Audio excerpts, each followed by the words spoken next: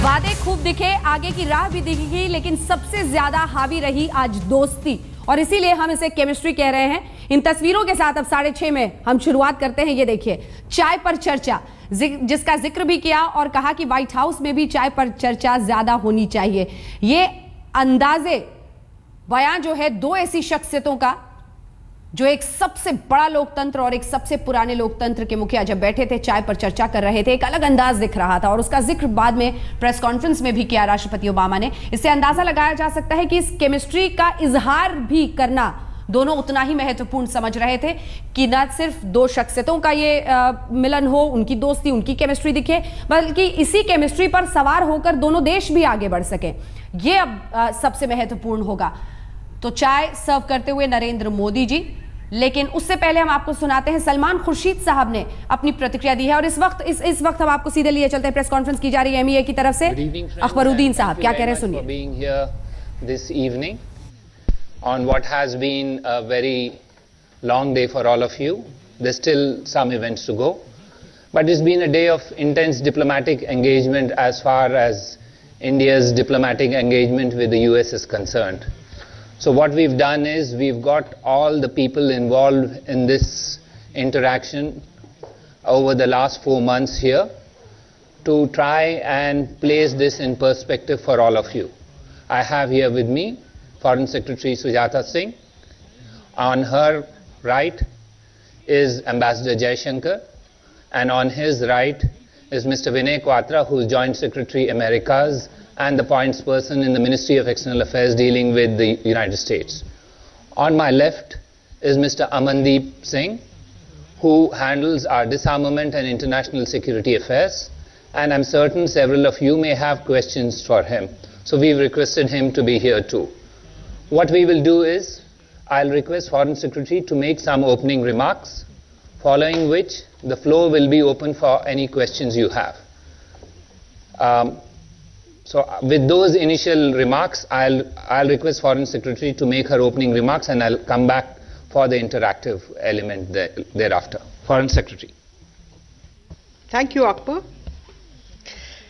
Friends, you would all know by now that this is a historic visit that underlines our deepening strategic partnership and a qualitative reinvigoration of ties in what has been described as one of the defining partnerships of the 21st century. In the interest of time, I will touch only a few broad points. There have been significant and substantive outcomes on the strategic, civil nuclear, defense, energy, and economic sides. I will go straight to the civil nuclear side, where we have broken the logjam of the past few years. You would recall that during the Prime Minister's visit to the US in September 2014, the two leaders reaffirmed their commitment to implement fully the US-India Civil Nuclear Cooperation Agreement and established a contact group on advancing the implementation of civil nuclear energy cooperation in order to realize early their shared goal of delivering electricity from US-built nuclear power plants in India. Based on 3 rounds of discussions in the contact group, we have reached an understanding on 2 outstanding issues, namely civil nuclear liability and the administrative arrangements for implementing our 123 agreement. Let me underline, we have reached an understanding. The deal is done. Both these understandings are squarely within our law, our international legal obligations, and our practice. Insofar as liability is concerned, during the contact group meetings, the Indian side presented our position concerning the compatibility of the Civil Liability for Nuclear Damage Act and the Convention on Supplementary Compensation for Nuclear Damage, which we have signed, and responded to questions from the US members concerning this position. The idea of the India Nuclear Insurance Pool as part of the overall risk management scheme for liability was also presented to the US side. Based on the presentations by the Indian side and the discussions thereon, there is a general bilateral understanding that our law is compatible with the CSC. Many of you would be aware that we had not yet finalized the administrative arrangements for the 123 agreement, which we signed in September 2008. We have finalized it now. The administrative arrangements text that we have agreed with the US conforms to our bilateral legal arrangements as well as our practice on IAEA safeguards. On the issue of export controls too, we have made progress. The two leaders have committed to work jointly towards the goal of India's phased entry into the nuclear suppliers group, the missile technology control regime, the Australia group and the Wassenaar arrangement. We are grateful that President Obama supports an early decision on India's membership in all four regimes, which will strengthen global non-proliferation and export controls. On defense and security, we have finalized a defense framework agreement for the next 10 years. Under the Defense Technology and Trade Initiative, DTTI, 4 projects have been agreed on as Pathfinder projects. 1, next generation Raven mini UAVs. 2, roll-on, roll-off kits for C-130s. 3, mobile electric hybrid power source. 4, uniform integrated protection ensemble, increment 2. We have also agreed on a working group to explore aircraft carrier technology, sharing and design, and also development of jet engine technology. In the field of energy, we have agreed to expand our partnership on clean energy research, development, manufacturing, and deployment. There are several aspects to this, but I would highlight one. President Obama has expressed American interest in participating in India's ambitious 100 gigawatt solar energy program. Finally, in the economic field, both sides will resume discussion on a high standard bilateral investment treaty and the totalization agreement. 3 MOUs have been signed between the USTDA and the state governments of Andhra Pradesh, Rajasthan and Uttar Pradesh to support the development of smart cities in Visakhapatnam, Allahabad and Ajmer. India and the US are also collaborating on the Digital India program. Thus, as you can see, there have been significant and substantive outcomes, some of which I have outlined to you. I will now hand the floor back to Akbar for questions and answers. Right. So we begin the interaction. What we will do is we will take each rubric that the Foreign Secretary has outlined. There are 5 she has, so that it can be a focused interaction. So anyone can raise their hand, and then we will take on that rubric all the questions, and following which we will move to the next rubric. We have about 20 minutes because all of us have to go to the next event. So let's start with, yes sir. Yes, just hold on. Yes. Unikrishnan from Bloomberg News. On the nuclear deal, simple words, what's been achieved?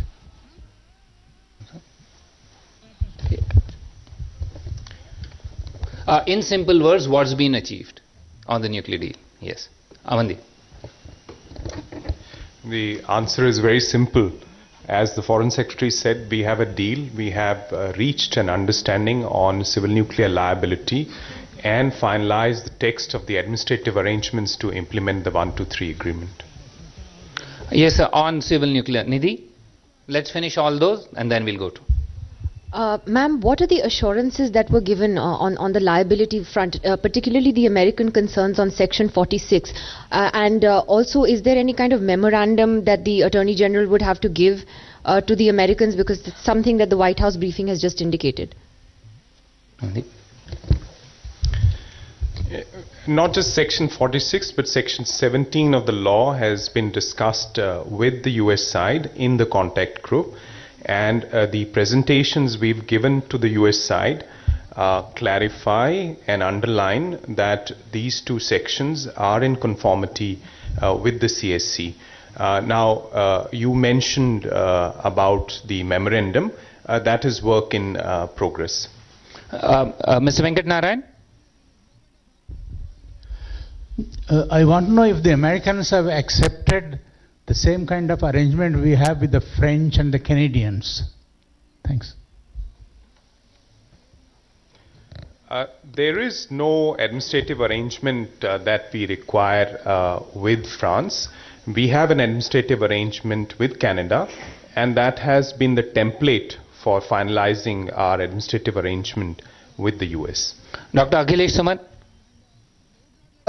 There was a tracking clause that America was raising, that they will track whatever nuclear things are going to us. So what is the development on us? And is there any insurance cap in that? One question always. The first question. Yes, first question, right.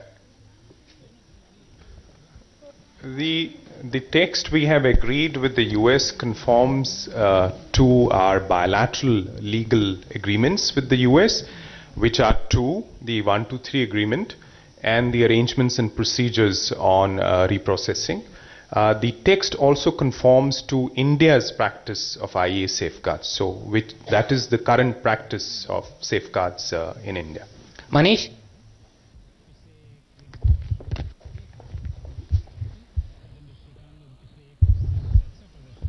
You spoke about the idea of insurance pool to address the liability issue. Could you spell out the specific? What is this insurance pool, and what has been, because there has been speculation all along, that what has been agreed to in today's meeting? The insurance pool, or what would be called the India Nuclear Insurance Pool, is a risk transfer mechanism which is being formed by GIC-RE and 4 other public sector undertakings in the general insurance business in India. These companies would together contribute rupees 750 crores to the pool, and the balance capacity would be contributed by the government on a tapering basis. So this is the general shape of the pool. It is similar to 26 such international pools around the world. The details, for example, of the premiums are being worked out, and the United States has committed to work with India to share information and best practices on the formation of this insurance pool. The important thing for you to note is that this is a complete risk management solution for both operators and suppliers without causing undue financial burden. Thank you. We will take 2 more questions on this rubric and then move to the other. Yes, Suhasini? Given that the 2 companies that have already are already supposed to set up those first nuclear reactors in India are tied up with Japanese companies, are these deals really going to have to wait? Are they going to have to wait for the Indo-Japan civil nuclear deal to be completed before we complete ours, and are we going to ratify the CSC now? Let me take your second question first. We've signed the CSC and we are committed to ratify the convention. On your first question about the supply chain situation with regard to Westinghouse and GE, there are alternatives available. And we do not think that the absence of an agreement with Japan is an obstacle to taking forward civil nuclear cooperation with the United States. Pallav, yes, this is the last question on civil nuke, then we'll move to other issues. Yes. Pallav Bagla from the Science Magazine and NDTV. Question to Sujata Singh. The Americans have been crying that they didn't get a level playing field. So have you been able to give them a level playing field in civil nuclear cooperation today? And here onwards, it would really depend if their companies are able to sell you reactors at a price which is comparable to other reactors? Techno-economic cooperation is the way forward? We've always had a level playing field. I don't see what the issue is over here. I'll ask Amandeep to elaborate on that if he wishes. On the techno-commercial aspects, that is something for our companies to see, and these reactor projects have to be viable in terms of both capital cost and per unit energy cost, and that is something that our companies will work out. But the other 2 hurdles, as the Foreign Secretary mentioned, the policy hurdles, we have cleared them today. Yes, sir. I'm Prasannan from the Week. Foreign Secretary, you mentioned about the jet engine technology, participation in the jet engine technology. Is it going to be the existing program that we have, the Kaveri engine program, or is it going to be a new one that going to be identified? I'm going to request our ambassador to take that question. You know, we've had a discussion under DTTI and we've agreed to explore the development of jet engines in India. So it's much broader than the Kaveri program, which is of a much longer standing. Yeah.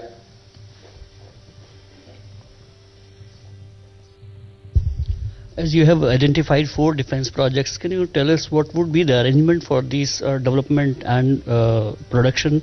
Would it be a joint venture, a 50-50 partnership, or what would be the work share of India in it? Of the 4 defense projects, all 4 involve joint development and joint production. 2 of these are with American companies. 2 of them are with US government. Now, they have to work out the modalities because they've just had a DTTI working group meeting a few days before the visit. But what the purpose of DTTI is to identify a technology and which is unique and which is viable to produce. So if it meets those characteristics, then you go forward. So what they've done is, using those 2 parameters, they have picked these 4 and they're called Pathfinder projects because the experiences of this will guide us on how we take this forward. So all of them involve joint development and joint production. Anyone else on defense related? No, one by one we'll handle. Anyone else on defense? No. Yeah, we will give you a chance. Wait on. Let's finish the defense. Defense? Yes, please. Sure. Just hold on. Ma'am, can you tell us what is the exact difference between the last 10 years of defense and trade initiatives agreement which we had, which Pranab Mukherjee, when he was defense minister, did it, and what you are doing now? What are the exact differences, major differences, and how it will work? No, there's some confusion here. What was done 10 years ago was a defense framework agreement. A defense framework agreement deals with all aspects of our defense cooperation. That framework agreement was expiring this year. What we have done is we have negotiated a new defense framework agreement for the next 10 years. We, as of now, until it is signed, of course it will be made public when it is signed. The defense DTTI is an initiative which is within the defense framework. So there is no precedent to DTTI. It's a new initiative. It was announced a few years ago, but it's really become operational now. So the big change is that we have taken that big step towards operationalizing an initiative, and in this case of specifically identifying projects and agreeing on important areas where we would have working groups to explore potentialities. Yes, sir. Sir, मैं नीरज राजपूत हूँ, ABP news से हूँ। मेरा सवाल ये है कि क्या अमेरिका की तरफ से लॉजिस्टिक सपोर्ट एग्रीमेंट के ऊपर बात हुई है? अगर हुई है तो भारत की तरफ से क्या रिएक्शन है उस पर, यानी मिलिट्री बेस इस्तेमाल करने के लिए? बात हुई है माने इस विजिट पे या no, there has been no discussion on this visit because the visit, President Obama's visit took note of the fact that we have finalized the defense framework agreement. There was appreciation of the fact that the Defense Trade and Technology Initiative had progressed, had identified specific projects, had agreed to create working groups. So that was the focus of discussions. There was no talk of logistic support agreement. Yes, we move to another topic. Yes, Vishal?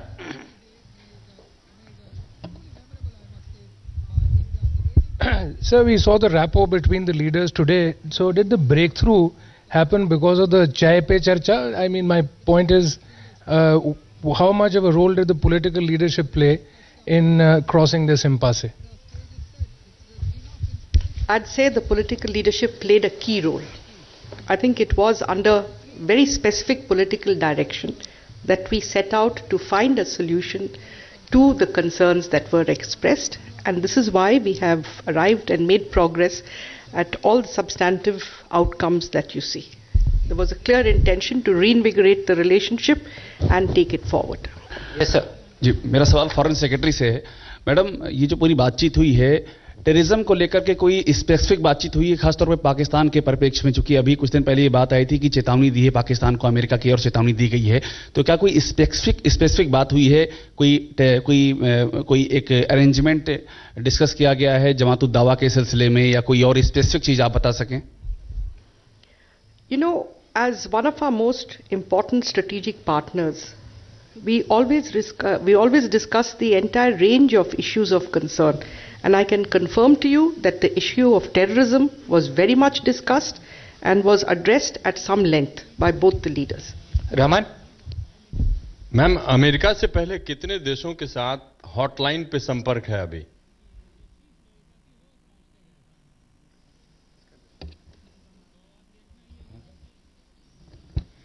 देखिए, ये जो hotline का mechanism है, leader level पे तो ये पहली बार हम कर रहे हैं, लेकिन लोअर लेवल पे फॉरेन सेक्रेटरी और उनके जो पाकिस्तानी काउंटर पार्ट हैं उनका है, और DGMOs हैं उनका भी हॉटलाइन है, तो उस लेवल पे है। बट इस तरह से लीडर लेवल पे ये पहली बार हुआ है। We were talking about what he said was at the level of the president and the prime minister. There are other mechanisms at different levels, like for example foreign secretaries between India and Pakistan, India and China at different levels. So there are, but what he indicated was that at the level that he indicated, that was first. Yes, ma'am. Tripti? The execution of a Japanese hostage about which the visiting president has expressed concern has raised very serious and very legitimate concerns about our own 39 Indian nationals who have been held in captivity for a while. And the last I heard was when the External Affairs Minister made a statement on the floor of the House saying that we are making every effort to trace them alive and bring them back home safe. What is the status of our search into this? You will appreciate that I will not go into details on a very sensitive subject at this point of time. The status remains precisely the same. That is, we are involved in looking out for them and in bringing them back safe and alive. Geeta?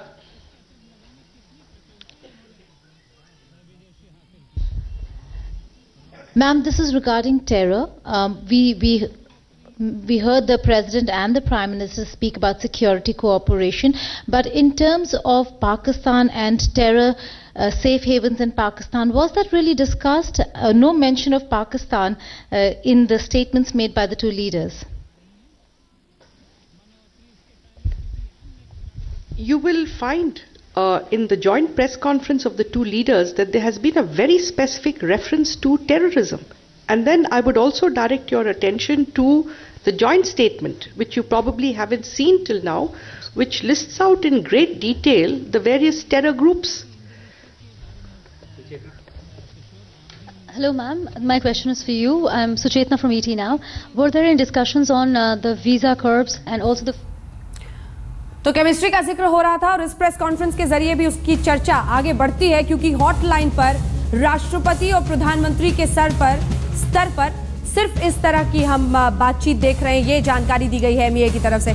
Shahnawaz Hussain साहब, अपने आप में बहुत दिलचस्प बात, hotline इस स्तर पर राष्ट्रपति और प्रधानमंत्री के लेवल पर किसी और देश में नहीं है, सिर्फ एक्सक्लूसिव एक तरह से यह है।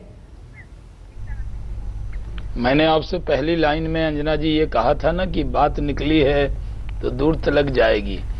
जब दोनों की दोस्ती इतनी मजबूत है तो वो कोल्ड लाइन कैसे हो सकती है, हॉटलाइन ही होगी। और उनके बीच में ये हॉटलाइन होने से उसका फायदा भी होगा। देखिए, आजकल तो बातचीत बहुत आसान है, कोई भी कहीं कर सकता है, लेकिन फॉर्मल तरीके से हॉटलाइन होना ये बड़ी बात है। और दोनों मुल्कों के रिश्तों के बीच में जब भी ज़रूरत हो तो बातचीत हो सकती है। एक बात हम कह सकते हैं कि पूरे हिंदुस्तान के लोग आज इज्जत के साथ कह सकते हैं, फख्र के साथ कह सकते हैं कि भारत बराबरी से अमेरिका से बातचीत करता है और दोस्ती बराबर वालों से ही होती है और बराबरी से होनी चाहिए।